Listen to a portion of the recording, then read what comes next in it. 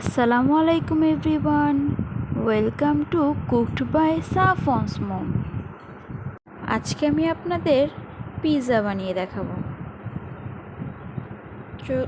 চলুন তাহলে শুরু করে নেওয়া যাক। প্রথমে আমি এখানে পিৎজার ডোটা রেডি করে নেব। পিৎজার ডোটা রেডি করার জন্য হাফ কাপ কুসুম গরম পানি নিতে হবে। কুসুম গরম পানির মধ্যে 1 চা চামচ চিনি এবং হাফ চা চামচের মতো ময়দা ভালো করে মিশিয়ে নিতে হবে। এটা আমি করছি শুধুমাত্র ইস্টটা যাতে ভালো করে রিঅ্যাক্ট করে। চিনিটা ভালোভাবে মিশিয়ে নেওয়ার পরে যেহেতু আমি এখানে 1.5 কাপের মতো ময়দা ব্যবহার করে পিৎজা বানাবো, 1.5 কাপের জন্য 1.5 চা চামচ ইস্ট ব্যবহার করব। আপনারা যদি 1 কাপ ময়দা দিয়ে করেন তাহলে 1 চা চামচ ইস্ট ব্যবহার করবেন। এখানে আমি 1.5 চা চামচের মতো ইস্ট দিয়ে ভালো করে মিক্স করে নিচ্ছি।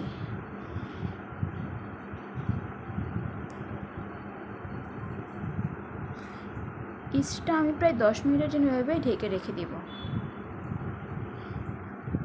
10 মিনিট পর ফিরে আসছি। ইস্টটা যদি এরকম ফেনা ফেনা না হয়ে আসে তাহলে কিন্তু এটার সাথে ময়দা বা অন্য উপকরণ মেশাবেন না। ইস্টটা অবশ্যই রিঅ্যাক্ট করতে হবে। এখন আমি এখানে 1.5 কাপ পরিমাণ ময়দা দিয়ে ইস্টের সাথে ভালোভাবে মিশিয়ে নিব।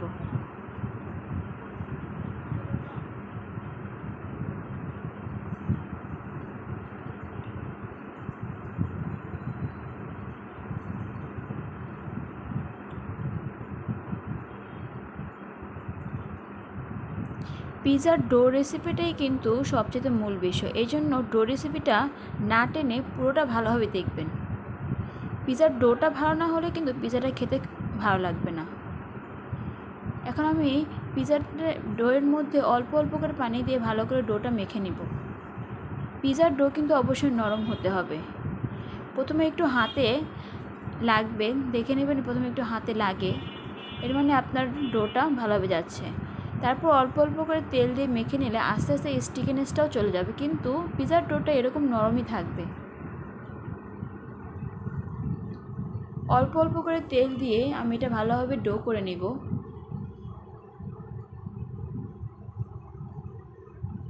এখন আমি এটা অন্য একটা প্লেটে নিয়ে ভালো করে ডোটা মথে নিব। এখানে আমার হাতটা খেয়াল করবেন।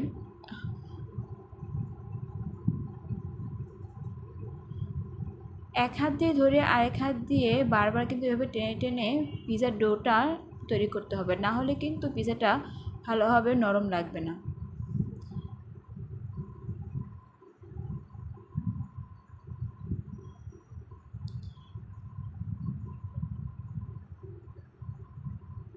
ঠিক এরকম নরম থাকা অবস্থায় পিৎজার ডোটা রেডি হয়ে গিয়েছে। আমি এখন এটাকে ভালো করে আগে যেটার মধ্যে আমি এটা মিক্স করেছিলাম সেখানে একটু তেলটা গ্রিস করে আমি এই ডোটা 6 থেকে 7 ঘন্টার জন্য এভাবেই ঢেকে রেখে দিব। ডোটা কিন্তু অবশ্যই ঢেকে রাখতে হবে, না হলে কিন্তু বাতাস বের হয়ে গেলে কিন্তু ডোটা ফুলবে না, ইস্টগুলো ময়দার সাথে রিঅ্যাক্ট করবে না। তাই অবশ্যই চেষ্টা করবেন, যদি আপনার কাছে এরকম র্যাপিং না থাকে তাহলে ভালো কোনো প্লেট দিয়ে শক্ত কোনো জিনিসের। এরপর আমি পিৎজার জন্য যে আমি টপিংসগুলো ব্যবহার করব সেটা একে একে তৈরি করে নেব। প্রথমে বলে নিচ্ছি, টপিংসগুলো যার যার নিজের ইচ্ছে মতো ব্যবহার করতে পারবেন। এখানে আমি কিছু চিকেন পিস তেলের মধ্যে ভালো করে ভেজে নেব এবং এখানে হাফ চা চামচের মতো লবণ এবং 1 চা চামচের মতো আদা রসুন বাটা ব্যবহার করছি।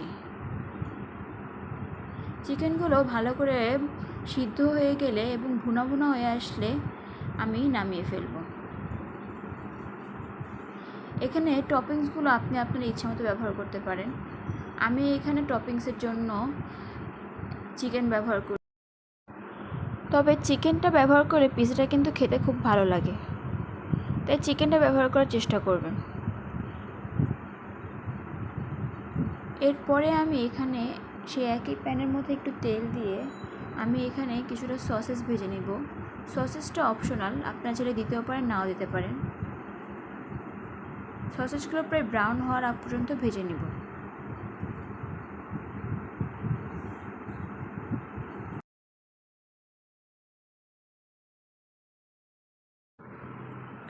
সসেজগুলো ব্রাউন হয়ে আসলে নামিয়ে নিব।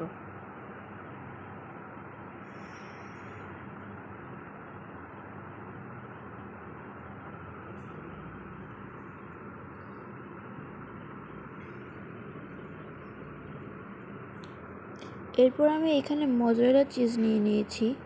আপনারা চিজটা নিজের ইচ্ছে মতো কম বেশি দিতে পারবেন। যেহেতু আমি 2 লেয়ারের চিজ ব্যবহার করব, তাই আমি এখানে প্রায় এই 2 কাপের মতো চিজ নিয়ে নিচ্ছি।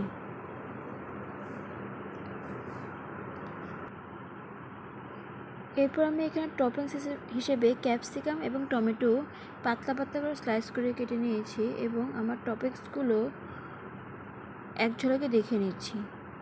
5 থেকে 6 ঘন্টা পর আমি যে ডোটা বানিয়ে রেখেছিলাম প্রায় ডাবল হয়ে এসেছে, অনেকটা ফ্লাফি হয়ে এসেছে।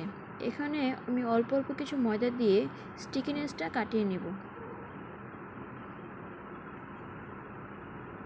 পিৎজা ডোটা ফুলে এসেছে, এর মানে ইস্টটা ভালোভাবে রিয়েক্ট করে। অল্প অল্প করে ময়দা দিয়ে ভালো করে স্টিকিনেসটা কাটিয়ে নিতে হবে এবং ভালো করে মুথে নিতে হবে। পিৎজা ডোটা যত নরম হবে পিৎজাটা ততই খেতে ভালো লাগবে।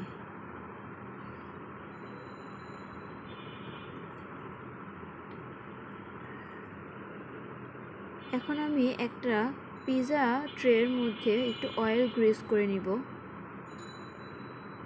এবং পিৎজার ডোটা আমি হাত দিয়েই স্প্রেড করে নিব।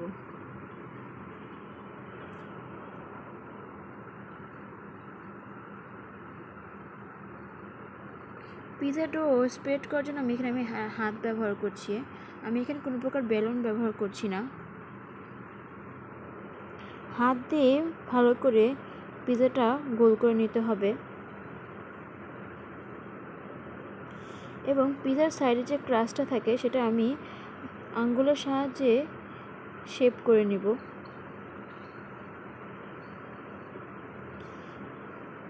পিৎজার সাইডের শেপিংয়ের কাজটা একটু দেখে বুঝে নিতে হবে।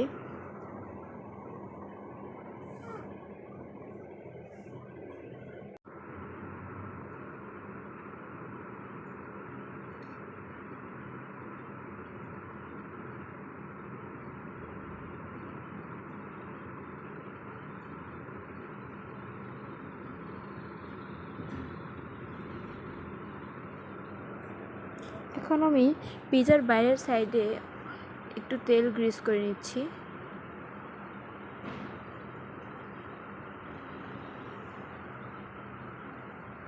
এবং কাঁটা চামচ দিয়ে পিৎজাতে ভালোভাবে ছিদ্র করে নিচ্ছি। এখন আমি একে একে সব টপিংসগুলো ব্যবহার করব। এখানে আমি পিৎজা সস ব্যবহার করছি, এটা বাইরের কেনা পিৎজা সস। এখানে অবশ্যই পিৎজা সসটা ব্যবহার করার চেষ্টা করবেন, তাহলে কিন্তু বাইরের দামি দামি পিৎজার মতোই টেস্টটা আসবে। টমেটো সস বা টমেটো কেচাপ ব্যবহার। তারপর আমি এখানে চিজগুলো দিয়ে নিচ্ছি। এখানে আমি আগের থেকে অর্ধেক করে চিজ ব্যবহার করব, আমি পরবর্তীতে আবার চিজ ব্যবহার করব। তারপর চিকেনগুলো দিয়ে দিচ্ছি এবং ক্যাপসিকামগুলো এবং টমেটোগুলো ভালো করে সাজিয়ে নিচ্ছি।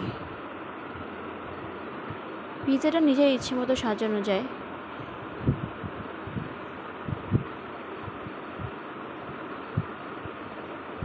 এখন আমি এখানে মিক্স হার্ব ব্যবহার করছি। আবার কিছুটা চিজ দিয়ে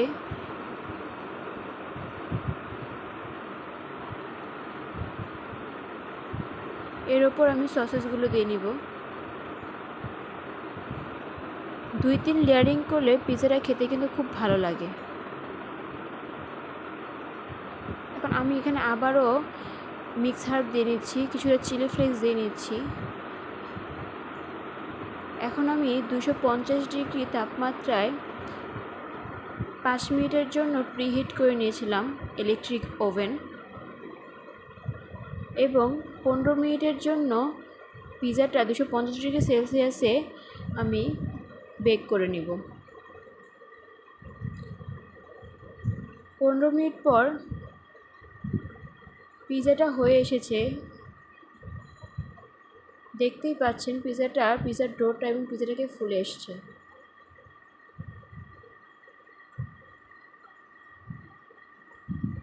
এভাবে অবশ্যই পিজা ডো ট্রাই করে দেখবেন। Thank you for watching my video. Thank you.